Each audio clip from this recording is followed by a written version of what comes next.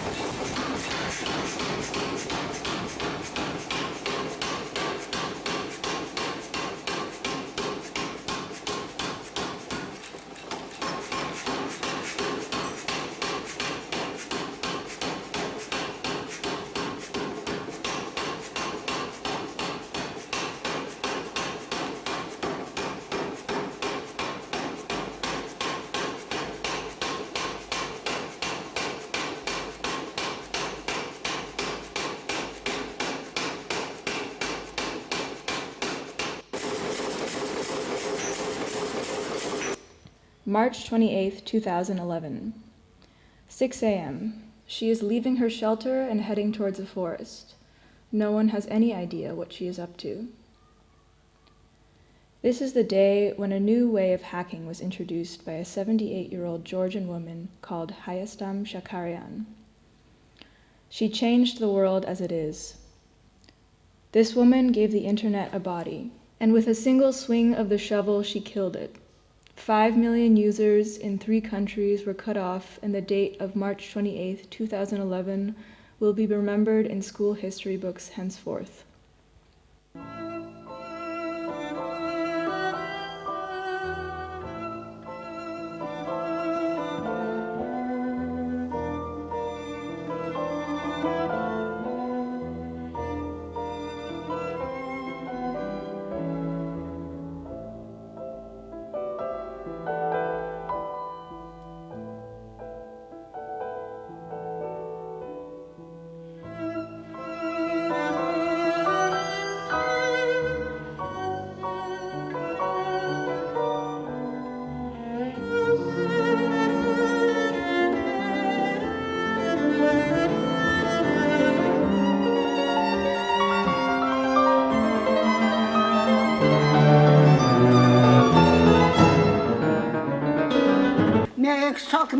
Kita raunda miliciaka.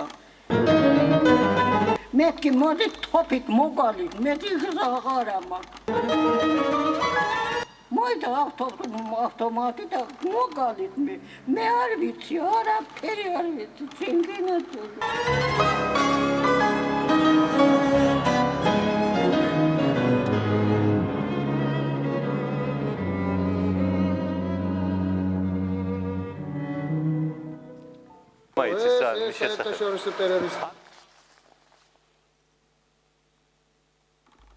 Since then, the time when hackers were extracting raw information from an abstraction belongs to far history.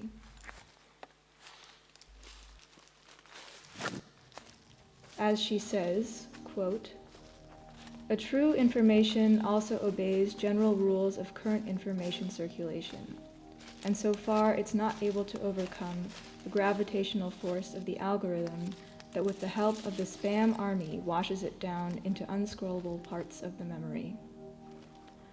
Snatching the minuscule space from an overloaded, dense stream of data is one of the most valuable products hackers can provide, the space where a speculation can take place." End of quote.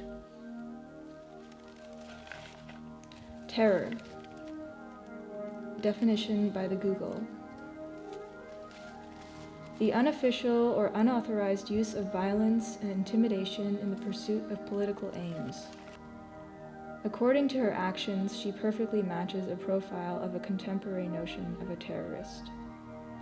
According to the definition, they are those who threaten current political and economic stability by interrupting its sustainable flow of information and communication. Through their unauthorized actions, they disturb the current logic of information circulation. This is the logic that tries to organize multiple means of image production for the sake of constructing and rendering a certain kind of historical narration, which at the same time produces an ideology supported by state and private institutions in order to prevent any other possible incoherent interpretations within the symbolic order. Everything that does not cooperate with that logic would be considered an unauthorized use of violence, so-called terror, and would be treated accordingly. Ms. Shakarian, by cutting off the flux and logic of existing overloaded information circulation, creates a slight moment of vacuum where potentially speculation can bloom.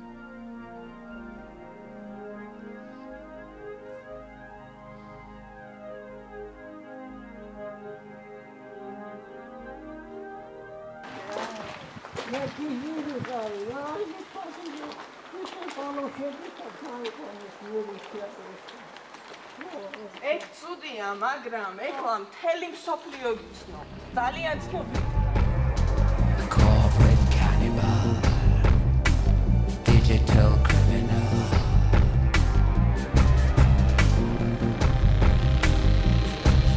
I'm a corporate cannibal, a corporate legalized criminal, digital criminal.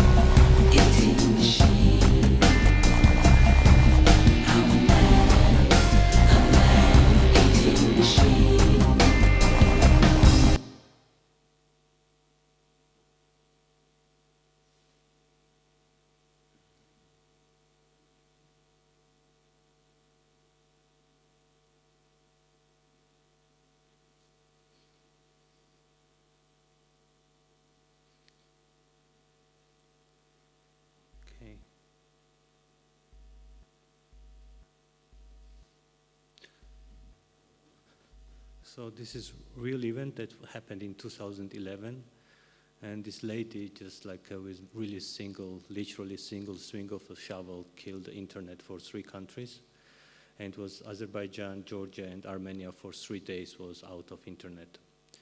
And the cable I'm following also with the camera, it's the actual cable that was cut, and that's a joint also where they like also connected this back together. And it was quite big news here because I was already living in West Europe, but it was not really big news in Georgia. Maybe because internet was not there at that time. But somehow it raised a bigger question, more questions here than in Georgia because of internet being so fragile, and this old lady just can shut down 3 countries. Few, as much as I know, also few companies almost went bankrupt because of not having internet and so on and so on. And she was arrested, but she was too old to kind of put her in jail, so she was released. But when I met her, she was refusing. I also included in the video that she said that she did not do it. But whoever I asked around, neighbors and everyone, they said yes, she did it. It seems she was looking for she was working in the garden, and in the free time she also gathered a lot of sometimes there's a scrap metal to sell it or something. So she was working in the garden and she saw a huge cable sticking out from the ground. So she thought, what a lucky day, and she cut it. And unfortunately, it was the fiber, how do you call this cable, that optic cable doesn't have a really metal inside or something. But yeah.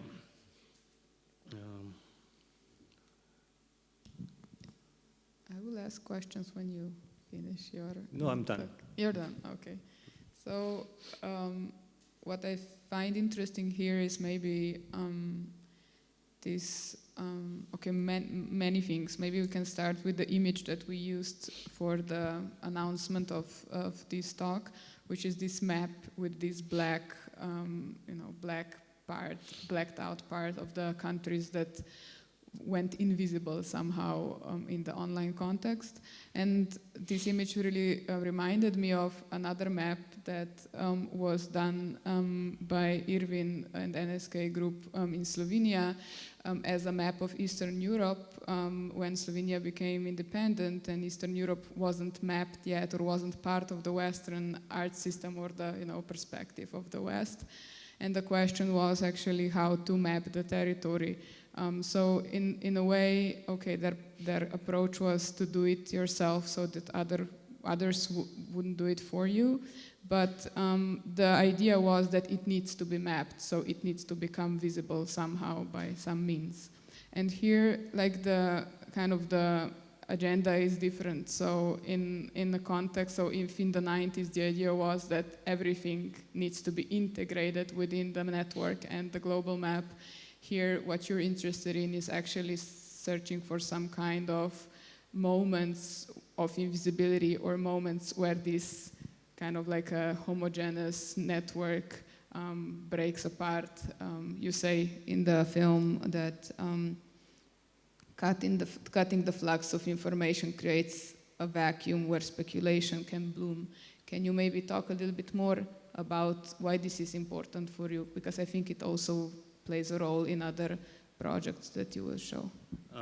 Yeah, that's very important also because she was saying something, and true thing is that not me, but it was I think it was Guardian or something visiting her, and they asked her, why did you cut the internet? And she said, what is internet?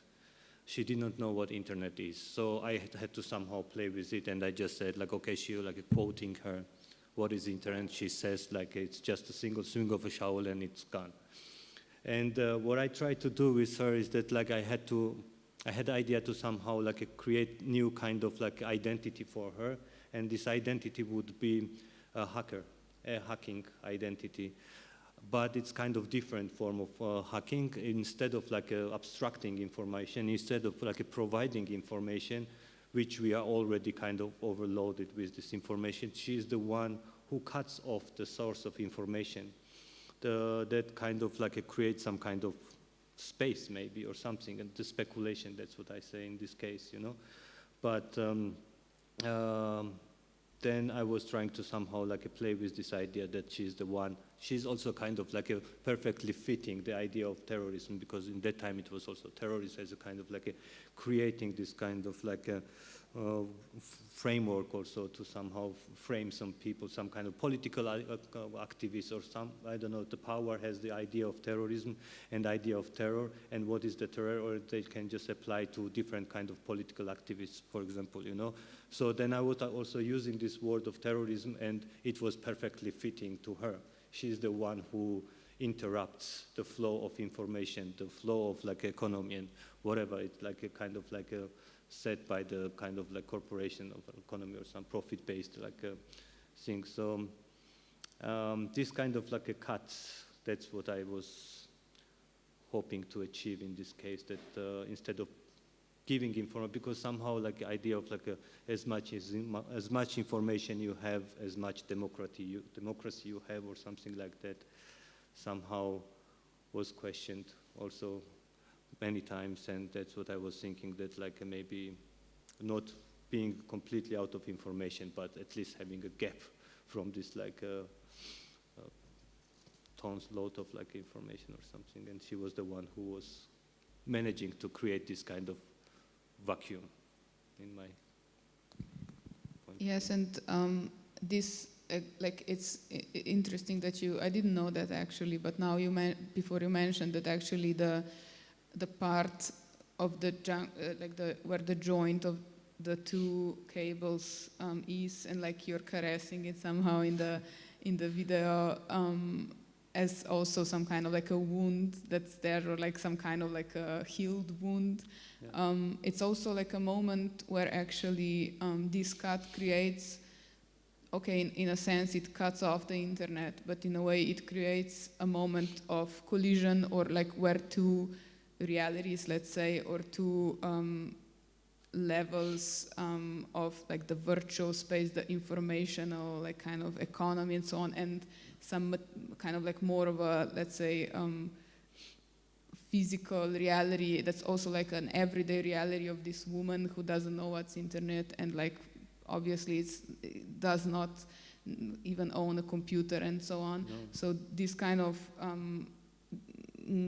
differentiation between, you know, the more and more abstracted reality and the more and more like impoverished, let's say, social economical conditions, this cut somehow kind of creates a collision of these two realities, whereas before it looks like, as you mentioned, she was just gardening. She didn't even know there's like a network, internet network, like somehow physically present in an area where she lives and so on. So, I mean, I think that I find that interesting, and maybe how do you, because I think that's also again a topic of your work in general. So how does this like abstracted information flows somehow come in contact with like a more of a... Yeah, but when you mention also wound, it's also interesting, because a wound can happen only on the physical body, not an abstract body or idea or something. Wound can happen also like physically on some kind of physical body.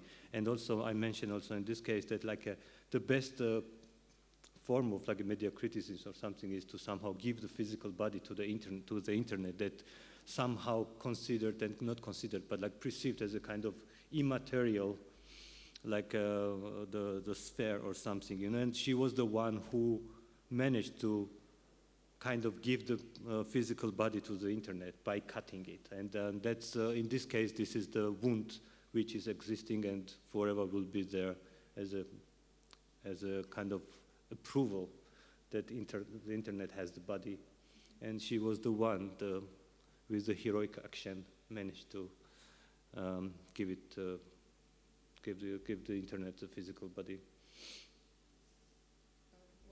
What I found interesting was also, now that you said like this physical body of the internet is actually like the infrastructure, yeah. Right? So in a way, like I was talking last time with a friend, and he said like it's so interesting that like in the 90s like internet was all about virtual spaces, you know. Nobody was talking about the internet as infrastructure now, because this is like the discourse, you know, of the media theory and so on. It's, when you say internet, you mostly think of infrastructure, not so much contents that are circulated, but the physical body of but it the depends network. with which bubble is like thinking what, you know, like maybe in in academics, artists who are also like dealing with this, there is internet connected with the infrastructure, but not for like many people. I guess that the internet doesn't really still have a body. It's still some kind of abstract space. For just something. Yeah. And this role of a hacker that you assign to her, or like the role of a hacker. Hacker, yeah.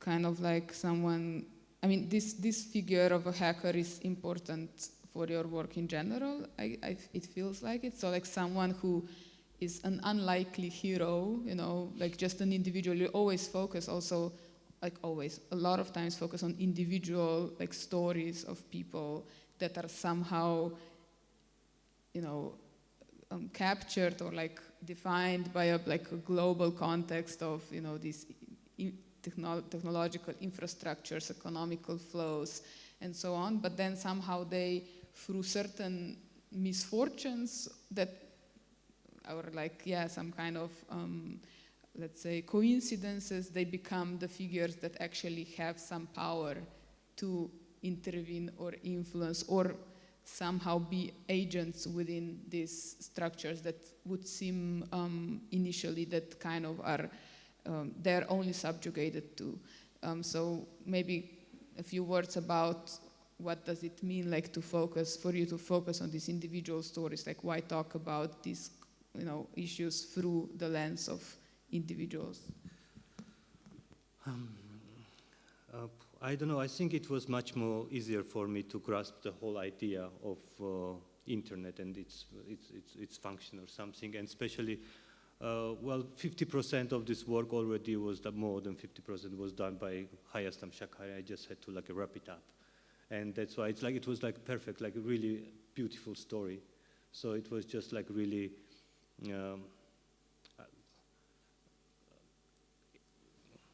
The story chose me to do it, you know. It's not that I choose it, because it was so like so interesting story. Somehow it gave me some kind of like already tools in my hand to deal with it, and especially like many other cases, because it's a very old lady who doesn't know what internet is, someone who is like from lowest class from the society, could threaten this like a whole system with just like a very single like a simple action. So, and that was also easier kind of like a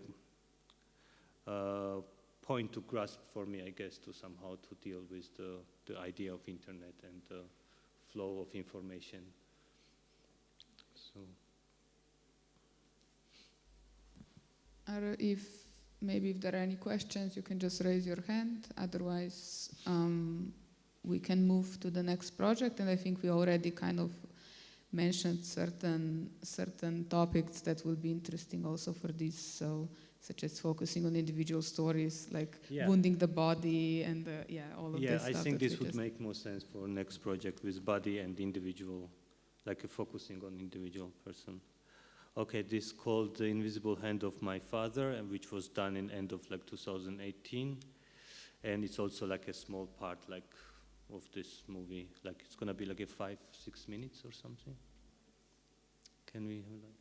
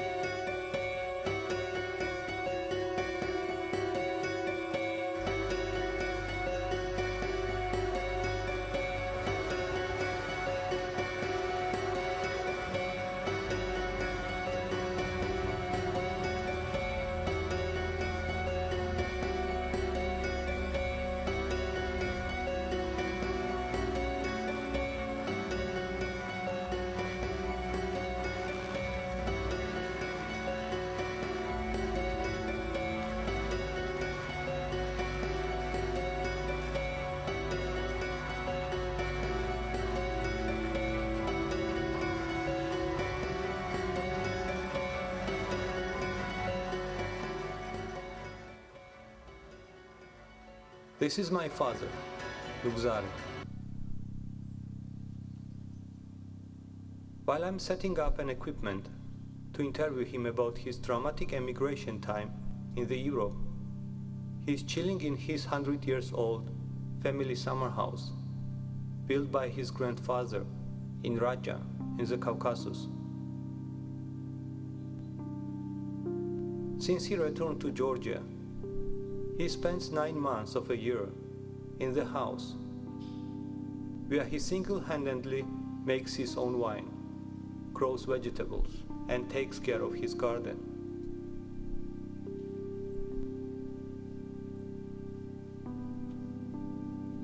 Սեգի շեն կիտխոս մուսեն դա մեր բաշուխ։ Հա? Շեն կիտխոս մազդեր մեր բաշուխ, պինտերու ու աշեր։ Հա, ողան վծելի բասուխ եք։ Խոդը կի դարա արա։ Դոք դավշան պիտխոս պիրետ, սոտա խանի ացետը մեր դայց։ Սարկուշավ, սանամի ծախուլը, Պորտուգալիաշ։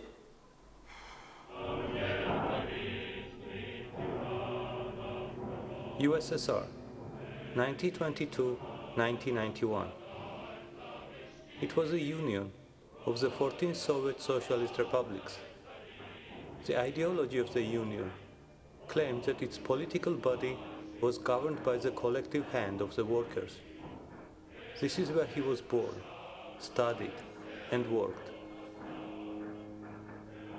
Շկոլարը դավանթավրը ինստիտուտի չավաբարը։ Դավանթավրը ինստիտուտի գամանացլես գորիս բամբեուլիս կոմբինացի։ Վիղավի սլիս ուպրոսատ, սամքրոս ուպրոսատ,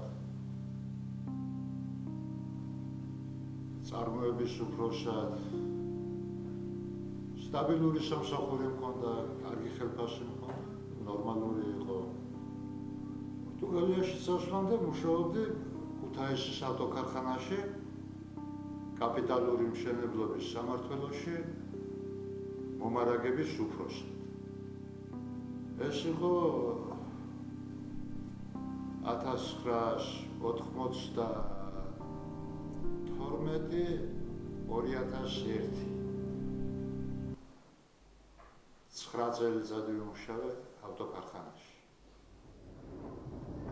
After the fall of Soviet Union, a free market economy entered post-Soviet Georgia.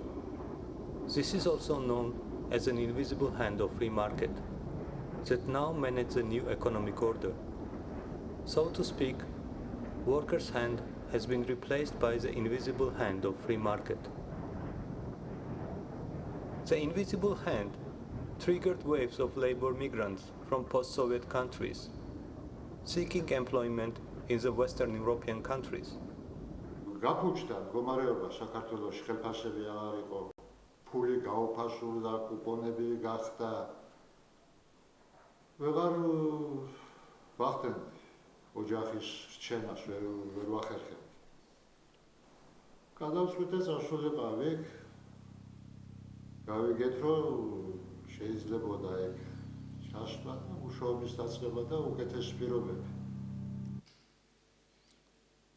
Okay, this is the moment when mostly it's about like him and the transition of like the transition period from Soviet from like a socialist country into like a capitalist free market economy, and what happened and what was the reason and what caused his migration to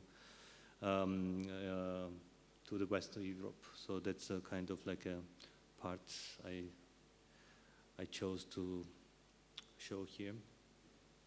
Yeah, so this is the movie which is like also based on true story, but also I had to somehow play around a bit and change things. And he's my father. It's the real true story. And as you already saw, he was born during the Soviet time. He was like studying there during the Soviet time, working there during the Soviet time, and then after the collapse of the Soviet Union, he lost all the jobs and all kind of possibilities. He had a job, but he had a job without any kind of like salary or something. So he had to move like many other people, like it was almost like a million people, more than 1 million people, which is like a 20% of this population of country, had to emigrate to find a job and support their families. So this is the story about my father, but actually my idea is like if you, in this case, it's really like a focusing on my father, the part I showed, but throughout the film I try to not to make movie about my father, but rather use his tragedy, kind of like appropriating it and just talking about something else. And this something else is about this transition time from Soviet, like a socialist country, into the free market economy. And I also tried hard not to make like some kind of sentimental movie about a documentary movie about my father, but rather approach with some humor and some kind of like different forms to somehow like release this like a pressure of him losing hand. So in the end, it's a happy end. He's also using his tragedy to somehow like that creates new forms of labor for himself.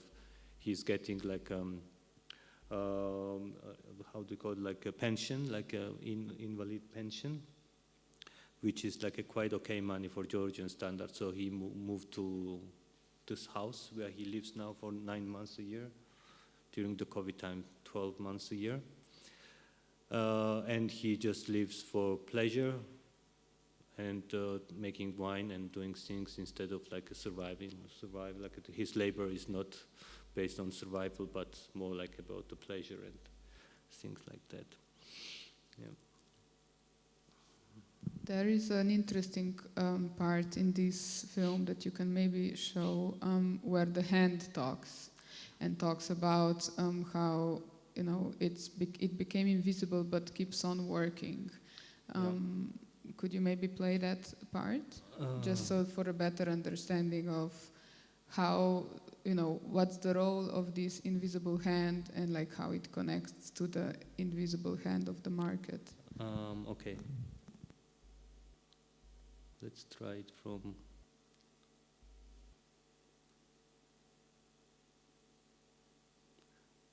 Okay, this is the drama he's talking.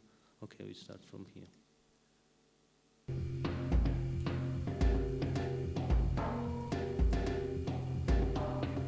Maybe it's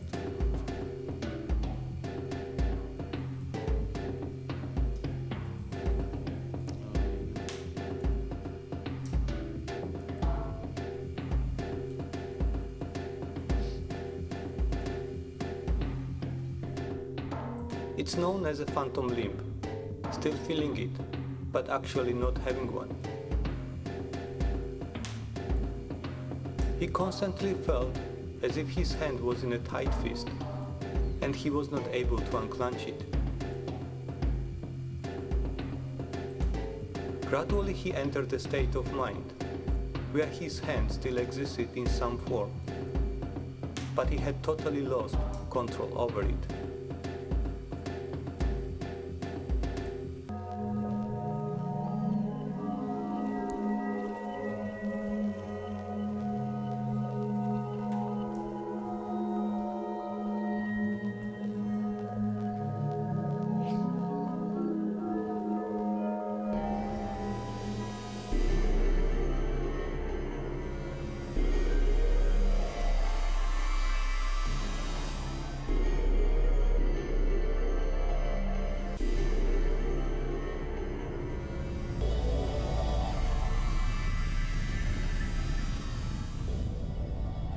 In this state, one cannot trust sight to inform one what's real.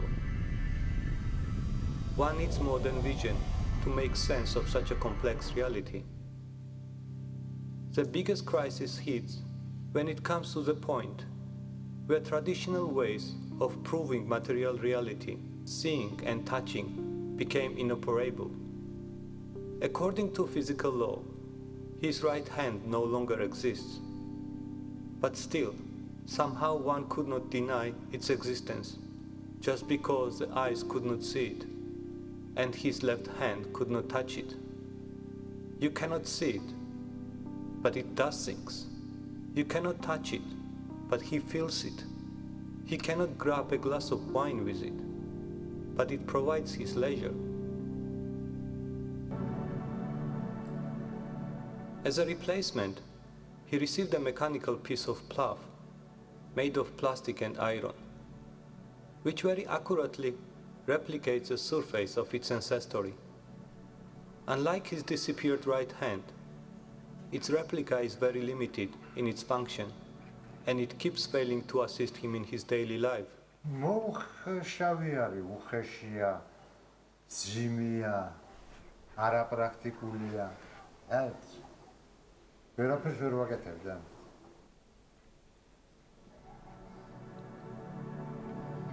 In fact, it always needs to be assisted by his only hand to perform its simple tasks.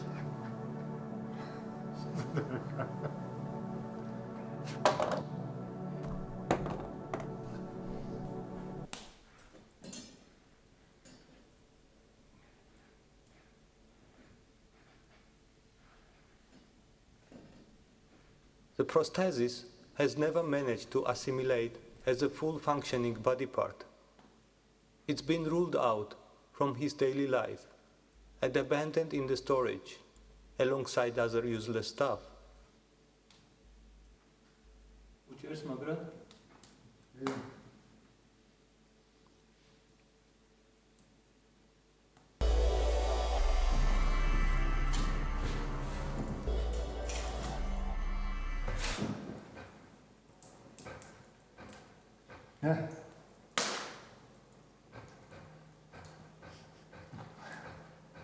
Pokaż, nerwy.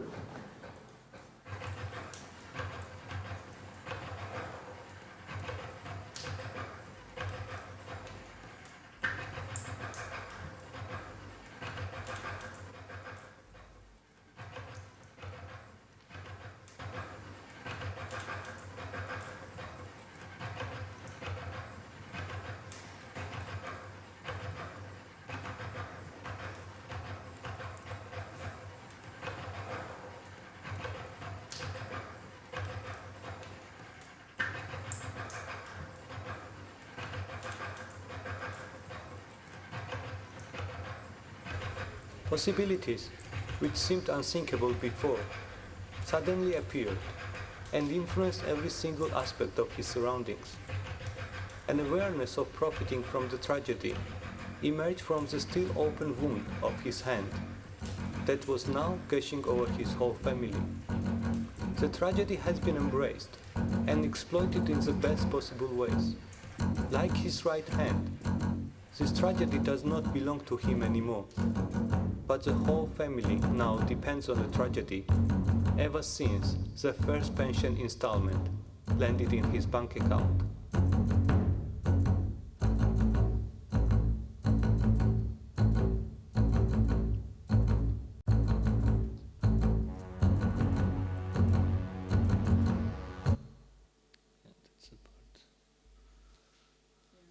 Thanks for showing this, because I think it really kind of connects what we've been discussing so far.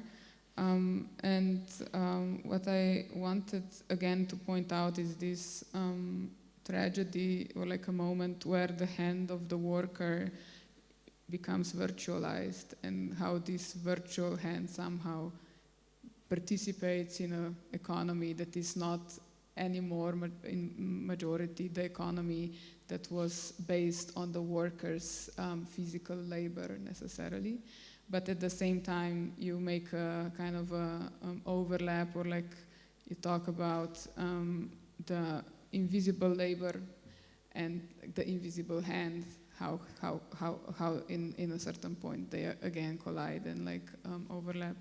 So maybe you can say a few words about this virtual status, or what is this virtual space, or like the immaterial, dematerialized space without a body that this hand participates in now. Yeah, this is not really virtual, but it's some kind of obscure form, like obscure space. It's not really virtual, but this is the space which is there everywhere. We just fail to see it. And this is where, for example, he's been working and was working before, and where his comrades and friends still working and creating infrastructure around, but we just fail to see the people who create this infrastructure, people such as not only like workers, but also like most like immigrant workers. And he was the one who was representing, and who was like, that's what hand, like in the movie until certain time, I keep calling it like a hand got invisible, head got disappeared. And somehow when the hand has this kind of way to say words or saying somehow, it says that like, okay, it was not never me that got disappeared, but actually it was the body of my father who appeared back to the family, back to the society, back to this kind of his kind of connected like surroundings. But the hand, which was part of his body, just stayed in this obscure part of the world, which is still there, which is still existing, and it's still there. So, somehow it's still there, but it still keeps working. Idea is that like it just, my father did not start, like my father, body of my father, just like because, well, we did not see it in the movie now here, but what happened is that like he lost his hand in the concrete mixture, like a cement mixture, and just somehow it drugged it and just like cut his hand. So somehow what I'm saying in the movie is that like when they were whole together, it was just invisible body, but by this accident, my father managed to, how would say, like kind of like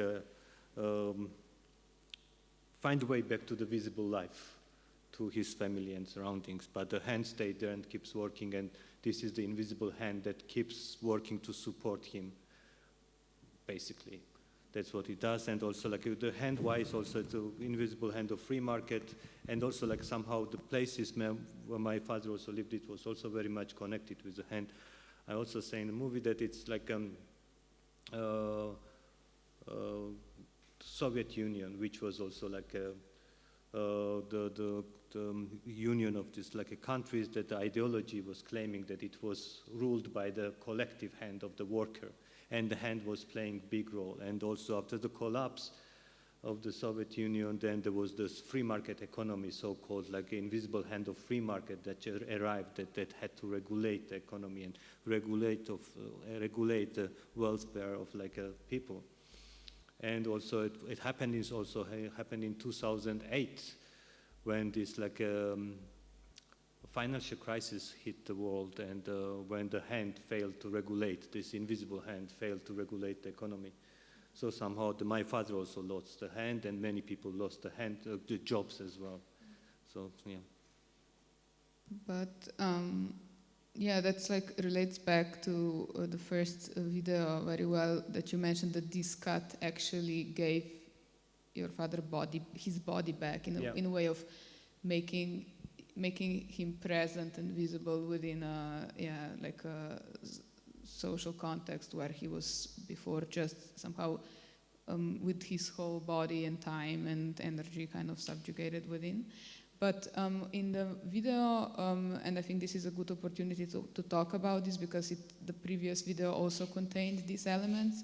You have, for example, the hand and the concrete, the machine for mixing concrete. They're all like done in like as 3D objects, like as computer graphics. And this machine, or like this concrete mixer, somehow appears as some kind of a magical machine that kind of cut off the hand, the physical hand, but somehow this hand reappeared as in the world of this, kind of a 3D computer generated or computer done graphics and so on, in a digital context, let's say. So maybe why did you choose to insert this type of imagery or use this type of 3D objects in your video? How does this relate to the topics you're speaking about? Yes, many, like the reason was that like when I started to think about this project as a project and starting to think like thinking the whole project, the biggest the challenge was to somehow how to give the visual body to the invisible, the hand that got invisible. How could I just give it visual body? that was like a main task and challenge. And I was thinking a lot, and then I thought, okay, maybe this is kind of like a CGI, the computer-generated image is the form, that it's not a lens-based that captures the physical reality, but something that you have to build in digital sphere, and which doesn't have which does not have like the origin in the visual, in the physical world. So this is the way I try to like started to like somehow animate this kind of invisible hand as a kind of giving, and also the hand of my father somehow had to be like both connected to each other there. And well, at the same time, it's kind of idea of like kind of religious idea or something, that invisible power that will regulate the economy. So it has to have like somehow maybe it's an idea of like kind of floating somewhere in the air, in the clouds, in the sky, but not really having kind of transparent form of like a digital form. But that was like the initial idea of like visualizing the invisible. But then during the filming, that what happened also in this image, that the prosthesis really started to spasm, some kind of, because he never used it, or somehow there is connections, doesn't work. So you have to really kick out this battery in order to let it stop, you know, otherwise it just starts spasming until battery dies. So it happened just like during the filming, like we were filming and then we stopped filming and I was still filming, but the interview was done and this hand started to spasm, this prosthesis. So then I thought that I could just subtitle this spasm, subtitle this mechanic like a movement, that it could be the representative of this hand that which got lost, which got like invisible. And then I decided to replace it with this one that has a kind of like when I decide to have this kind of hand, should have also the voice in the movie. Yeah, but yeah, initial idea was the CGI. But somehow then I moved to this one because it would make more sense, I guess. But also I wanted to add something because you said about the wound, and also asking the map, like talking about the map as well, and you know, from the previous work. But also in this case, also my father's body also functions as a map, because this is the body that if you observe carefully, then you can see this the painful transition of this kind of like a big like a geopolitical changes. So this is also how the prisma and like a focus, how I was focusing on his body and on this kind of changes was happening on his body, was like caused by the whole geopolitical changes that also like functions as map. That's what I wanted to say. Yeah. Okay. Maybe we can move to the next project. Oh, yeah, Yeah. Sure. I just noticed, because I never saw these two videos consecutively, I only saw them separately, but also Tasha commented that your work has a lot to do with abstraction, with different levels of abstraction, and these let's say these tools, these specific objects that transcend this abstraction are always these very, very simplified, very iconic CGI images. Let's say, yes, images. And it's perhaps even more obvious that they function as icons more than actual representations of these actual objects. So I wanted to ask you, would you consider, in both of these cases, either in the sense of the internet as this very large abstraction, or free market in the second video, do you consider these entities, these ideas as themselves simple in their abstraction, or complex in their abstraction? It's a stupid question, but it's kind of like, do you think the internet is more simple than it seems, or is it more complicated than it seems? I mean, because in one way, if you could just cut it with a shovel, it seems like it's very rudimentary. It's very simple. You know, it's just a cable that connects things. Yeah. But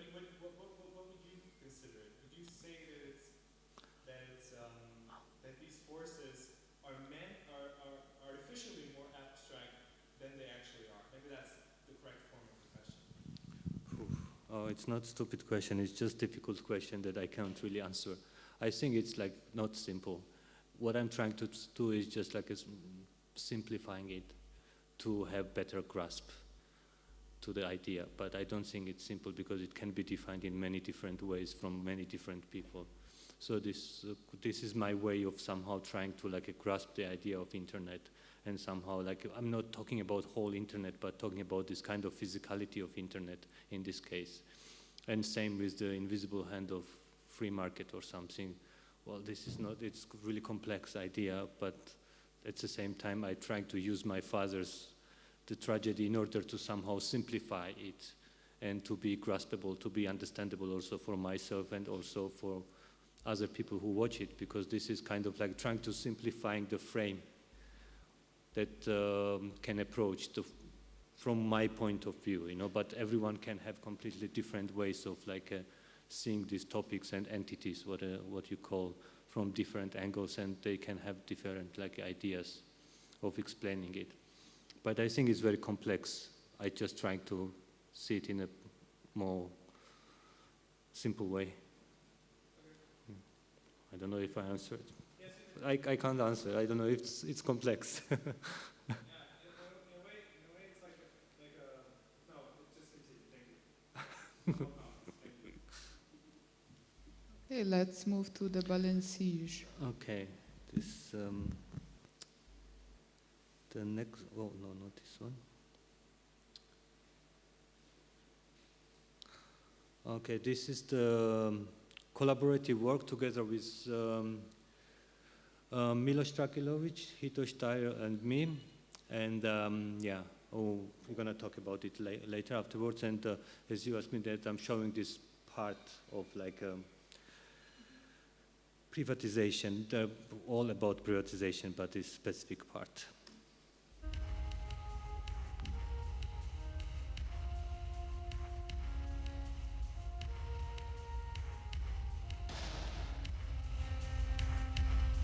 The Balenciage method. Learn from the best. Own the story. Post it first. Privatize poverty. If there is nothing left to privatize, privatize unprivatizable. Privatize Bernie Sanders. If workers are on strike, Balenciage their uniform. And then Balenciaga the uniform of those workers that cannot strike. This is not about Balenciaga. This is about the 89 revolution as a circle. This is about privatization and how it turned itself inside out and keeps turning in circles, just like a retro trend from hell.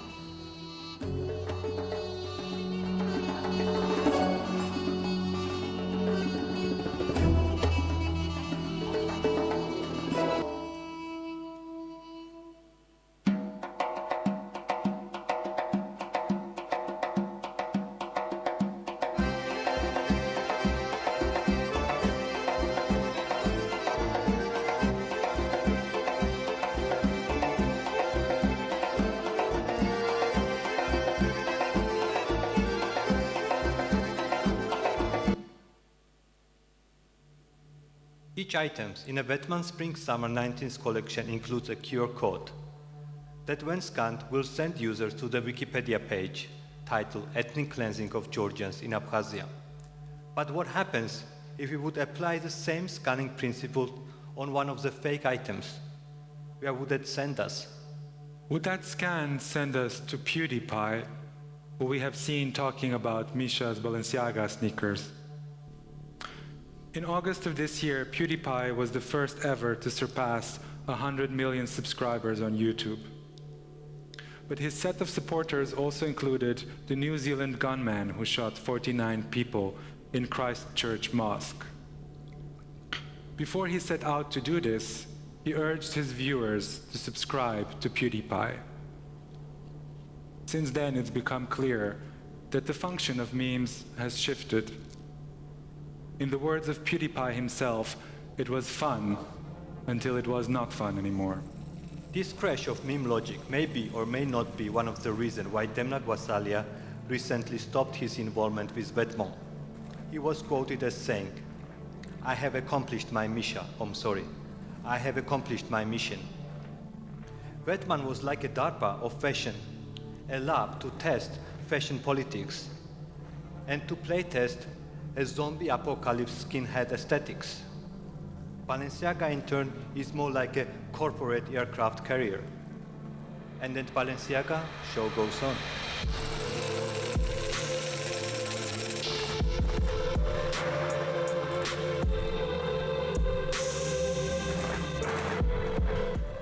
So where is in and where is outside in this blue space? Are we inside of the bag and is the bag turned inside out? Or are we outside of the bag on its outside? For their most recent summer 2020 collection, Balenciaga remodeled the film studio in Paris to resemble the European Parliament in Strasbourg. But the setup in which this spectacle took place bears another striking resemblance, namely to Dante's Inferno. As depicted here on the 15th century woodcuts by Antonio Manetti, you can see that it is most akin to scene number 1, everything reduced to one plan.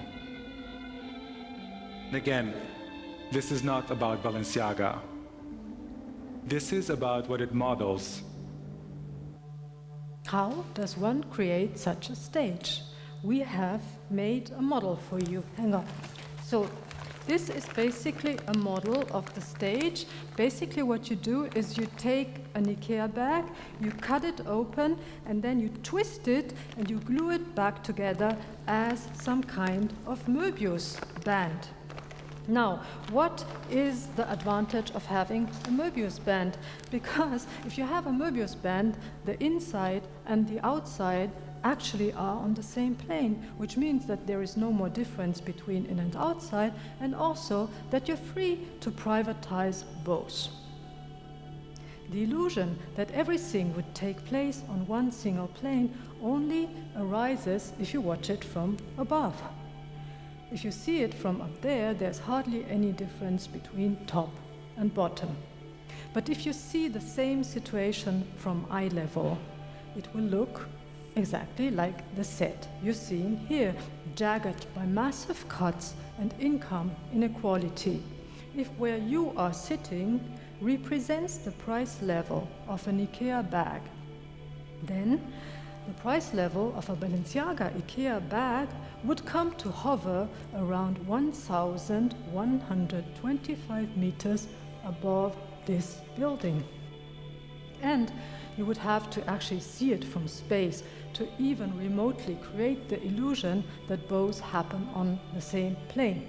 If you see them horizontally, though, it becomes very apparent that top and bottom diverge and that they have long ago ceased to be even on remotely similar planes. Let's show you how inequality is structured nowadays. This is the past. This is before '89. As you all know, this is the famous slogan, proletarians of all countries unite, a quotation from the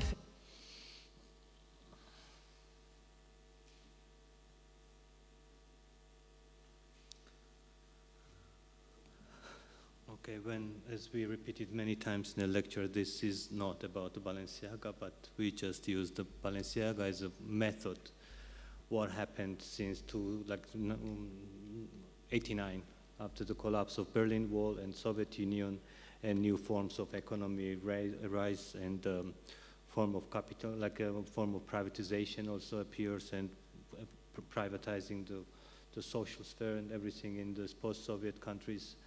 And what happened also, we used the Balenciaga because this is how, for example, Balenciaga tried to capitalize on the aesthetics of fallen economy and the politics, which was the result of collapse of the Soviet Union.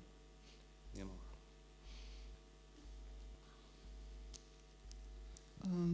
Yeah, okay, so when you mentioned this, then I can just jump to the question that would come a little bit later, but we can maybe start with it in reference to this work. I mean, there were several different interpretations of what Balenciaga does as a method, right? As a method of appropriation somehow. You said that it's capitalizing on, something that is not, let's say, that has a peripheral role in the system, or it has somehow a disadvantage or whatever, something like that. Whereas maybe some other interpretations were seeing this as almost like an art practice, and like the Gvasalia is also an artist, if I'm not mistaken or not. Who? Like the person that's Gvasalia. Ah, yeah. Yeah. Well, anyway, as a way, like a type of a conceptual art, or like even like a critique from within. So I guess here would be my question that kind of regards all of the videos we've seen so far. So if we exist in a situation or let's say a system that is that has a model of this Mobius strip or an IKEA bag turned inside out, that kind of tends to include the exteriority within the system, and that's like the main method. So there is no exteriority anymore. There would be two approaches how to, let's say, fight the system. One would be by creating spaces of certain exteriority again, so with cuts, like hacking and attacking and creating spaces of invisibility, hiding, or somehow, yeah, like what you were discussing so far.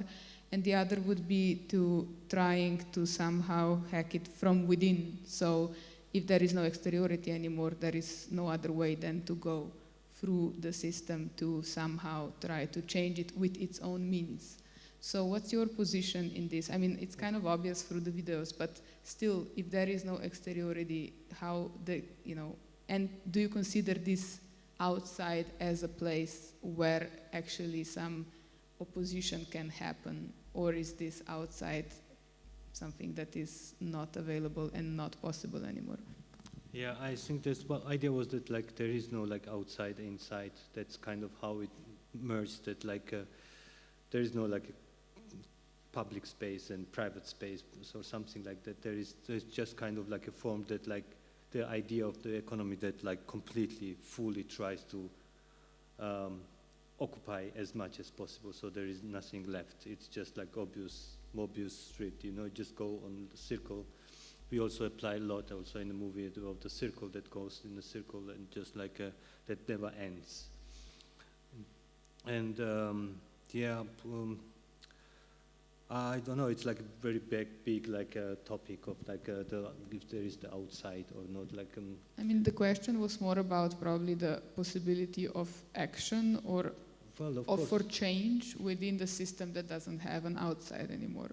And what are the tactics, tools? Is it a shovel? Is it like, a cement mixer or? Yeah, who would think that shovel would be a tool? But she did it, and it appeared that it was a tool. No. So I don't know. There are many different tactics. Probably I don't know. Cannot really tell any single tactics now that's efficient to fight privatization. It cannot be answered from artists. Maybe it's a bit too much also to ask artists to like deal with these complex questions, like how we can fight privatization. In all of the videos that you've shown so far, you discuss these topics that are actually concerning like the global capitalist system, let's say, and its infrastructures. You've dealt with these topics through cases that are related to Georgia, so to the country you were born in, and somehow it's like always considered like somehow like a periphery, and like what the questions are, what happens with this periphery after the 89, and yeah, maybe something about this context. Yeah, it's a periphery definitely in different forms and different ways, but also in this lecture we're saying that okay, it's a periphery, and the periphery is the idea, the characteristic of periphery is that you're trying to catch up with the center. In this case, Western or whatever it's called. Like you try to catch up with the same Western. and you tried hard to somehow kind of find your place there. And actually, what happens that you are in a catching up the context, and if it's in the loop, we just end up in the first place in privatization. We are the ones who privatize most, and now this like the West is catching up with us, privatizing all this rest that what we did in early 90s, you know. So now we are not periphery in this case, but we are in the center of innovations and many other ways also. What happened also in economical forms, understand, like in form of like extreme privatization of like whatever, everything, education, healthcare. It was like how do you call it, like a turbo capitalism, turbo privatization, you know. And but actually that makes us be in the center now. So West is catching up with us now.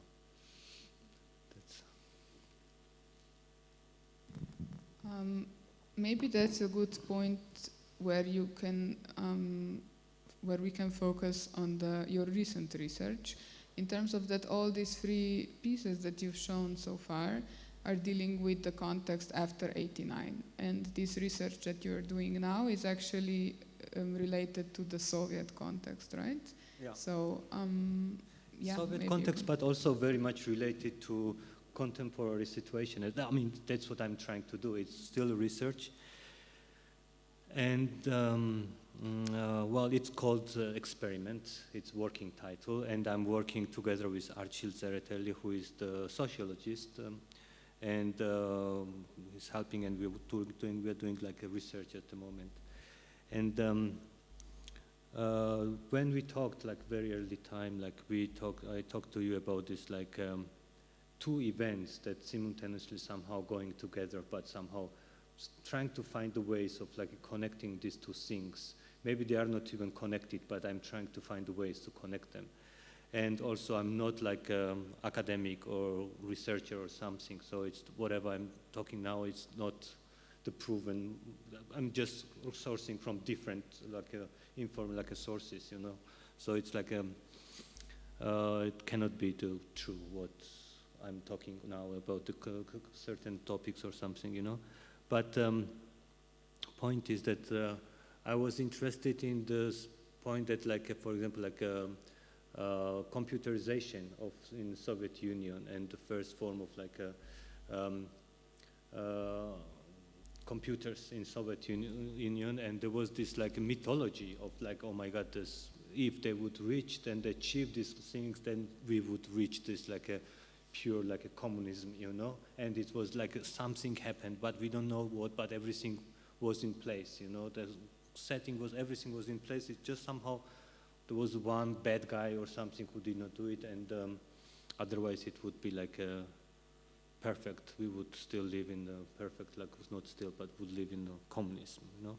But well, it's also questionable, and there is many other sources also who say something else. And point is that like after the Second World War, the economy got very complex. They produced many other things, and it was difficult to somehow manage. So they needed to somehow have, because it was centralized like economy, so they needed to have some kind of like a machine counting, kind of calculating all this like things, making decisions. So they needed some kind of like to deal with this complex economy. The computers were very important because the economy was slowly kind of like stagnating or something. So they started doing it, and as far as I'm researching now or something, they started experimenting a little bit, but they just wanted to do one central governing computer.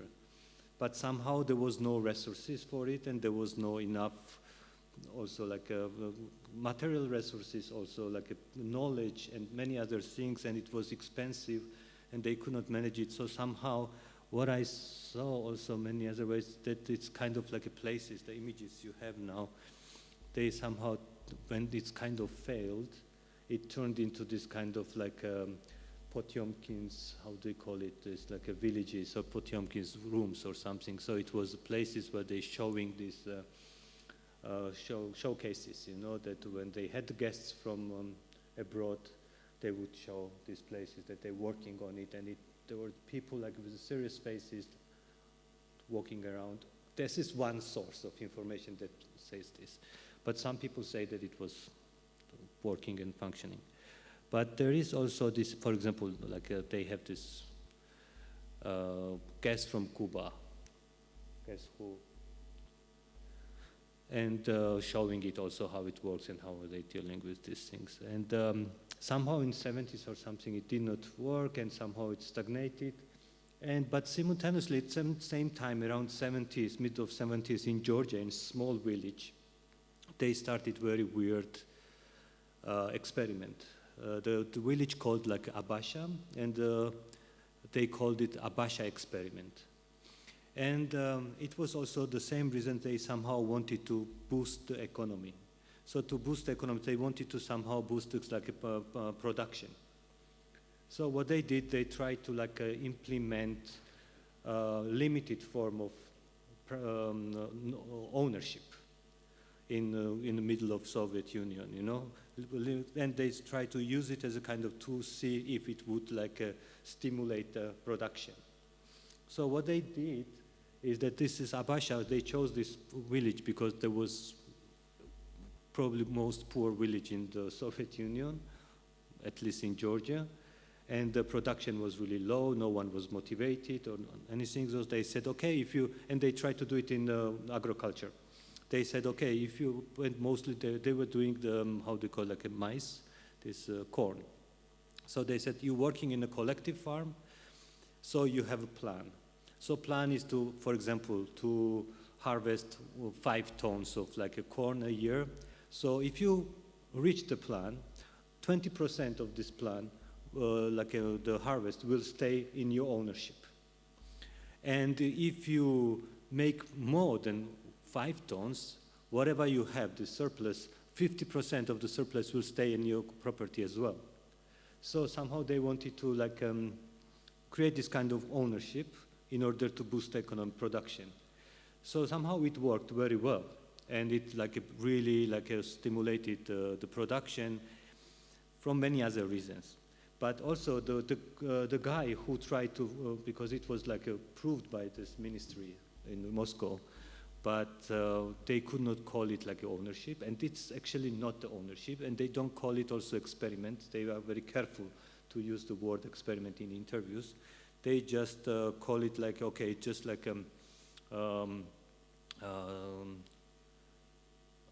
boosting the economy, into one form of boosting the economy. So there is one video which I just subtitled it really quickly. Can we have a bit darker?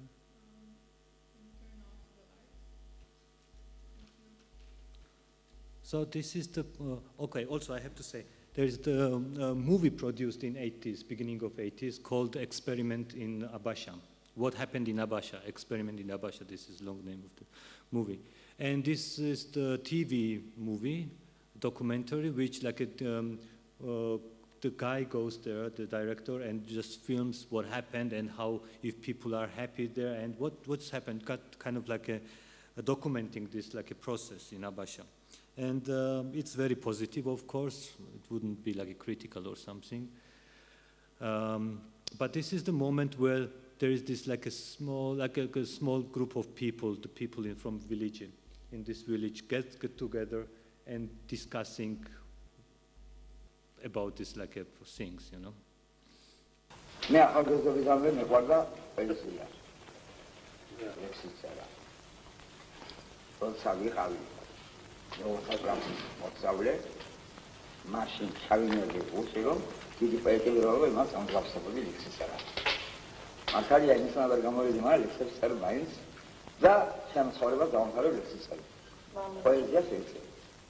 მე არაბიდან არასდროს თანამდებობაზე არ მიგვრია.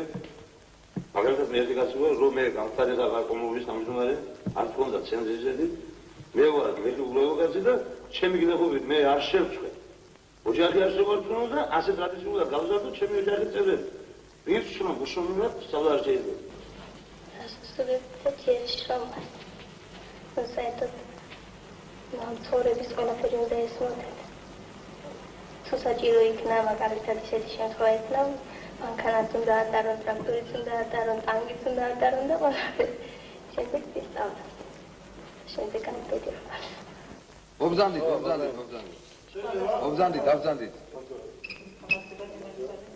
არა, დედა, შეგიძლიათ. ფოლადია ჩვენთან. ჩვენთან ფოლადია, მე ბოსტონელსა ჩვენთან ფოლადია. გეგმის შესრულების 20% გადაჭერების 50%. ზანდა გამკეთდა საერთოდ დამიფურა. რა? Spice blast. Like it blast. Xedewa. Şimdi video montajı gibi. Hamadan kapandı. 진짜 잘하네. Okay, why I'm showing this one, this moment, because this it's just villagers getting together to talk about everything, you know, about the poetry. Someone wanted to be a poet, someone talking about he never wanted to achieve big like a position, I just like happy to be peasant, and others something like this. But she's the one who brings the idea of consumerism in the middle of this discussion. It's not a consumerist society, it's a worker society in the Soviet Union. So consumerism is like, it's not taboo, but it's not a topic, it's not something that you just like so openly discuss, you know. But at the same time, she is asked, would you buy jeans? And she said, no jeans. Because jeans would be too American, you know, too Western. So no jeans, but something else, something that could be produced in Soviet Union, you know. And this is something like very interesting, because this is probably what they're trying to do somehow, like, because it was very also a fact that this consumerist, like the product was very cheap, poor, not good quality or something. So somehow with the economy they tried to somehow maybe create a new class, a consumerist class, you know.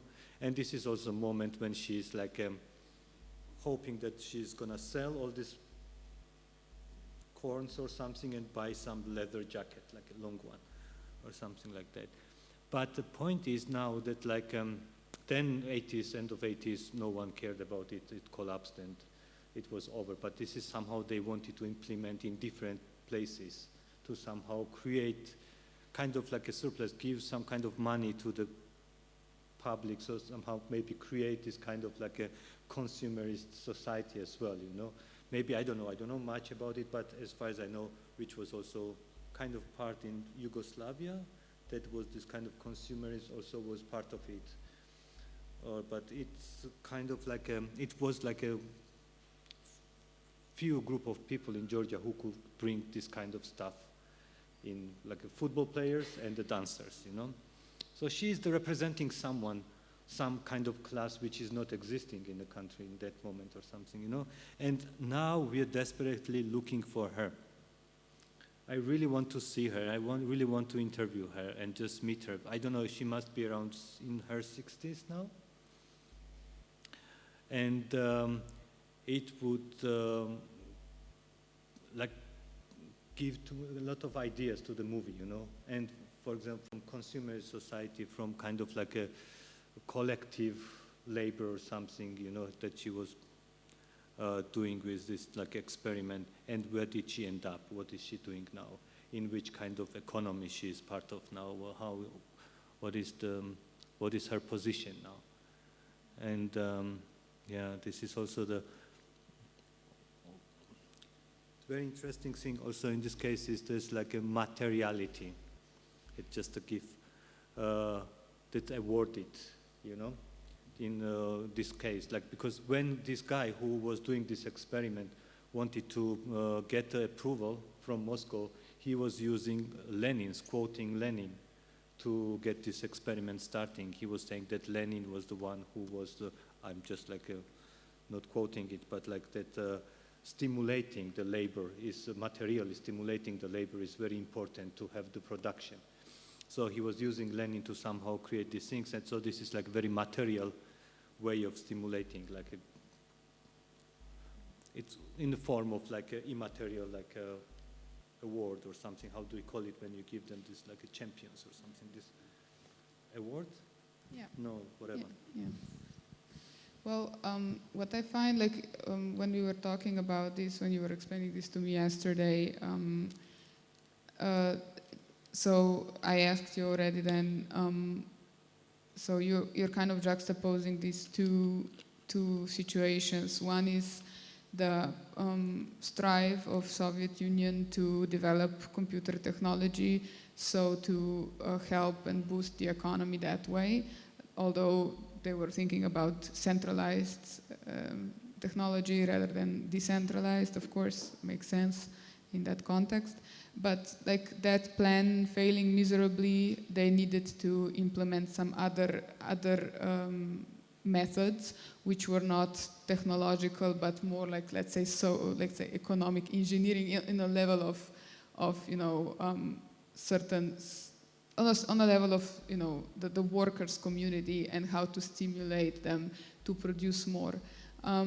And you mentioned yesterday like that this situation was actually more similar to this surplus that they were like awarded in a way, or they were owners of. Then it was more similar to like the ideas of universal basic income that we know today. And then going home, I kind of remembered that these ideas or like how to provide somehow how to stimulate workers today are very much connected also to ideas of automation. So if we would automate production enough, then people would have more free time, and then they would invest themselves more in their work, connect with their work more, and so on. So this is like actually a reverse situation, whereas here technology wants to be used to automate production and create this stimulation through leisure and through universal basic income and so on. And here it was a situation where technology had somehow failed and a different form had to be used. But at the same time, it's also very important who owns the means of production. So if you are automating it, then people losing job and they're losing everything, But if it belongs to state, if it belongs to the people, then you automate and then people don't lose things. It's just they gain things, So this is a political question, who owns the means of production when we are automating this like a production. And it's a kind of basic income in the sense of like, okay, this basic income can stimulate the production also. People are not, we assume that people are not lazy in general, so they would work, they would still produce, and they would be, I don't know, maybe not, I don't know. But they deserve to have right to be lazy also. But also what I was thinking about the stimulating also like we also talked a little bit about it, that it's how we, in this case, we stimulate what is the stimulation of like awarding or something? It's performance, which is existing in service economy. So you have to perform in order to get your 20%, something like this, as a kind of tips, So tips are kind of the same as what is happening now, but in this case, I mean, I'm very like brainstorming now and roughly connecting them, but like in this case, you have like a 20% for sure you get these things, but in nowadays economy, you have to perform, but you're still not sure that you will get it, but it's kind of like the performative, like the action you need to provide to get some kind of like your 20% which belongs to you. Okay, we actually used up all our time, but if there are any questions, we can probably Gago can answer some, or maybe when we're having drinks afterwards. When do you plan to, let's say, when do you expect this research to bear some results in terms of like artwork or like something that, how far along with the research are you, and when do you expect? Well, as you can see, not far enough. But there are some things also, but I'm researching and I'm like, I cannot really talk about everything because there are some things in a half position, half situation, but like maybe in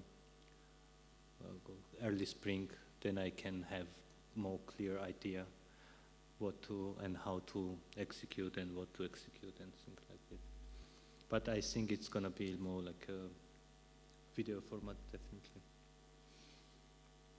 Okay. Thanks so much for taking the time to present all of this and answering my questions and coming to Ljubljana. It's really wonderful to have you back here again. This recording probably will be published, I'm not sure, but for sure we will let everyone know if that happens. So thanks, Gago. Thank you very much. Thank you.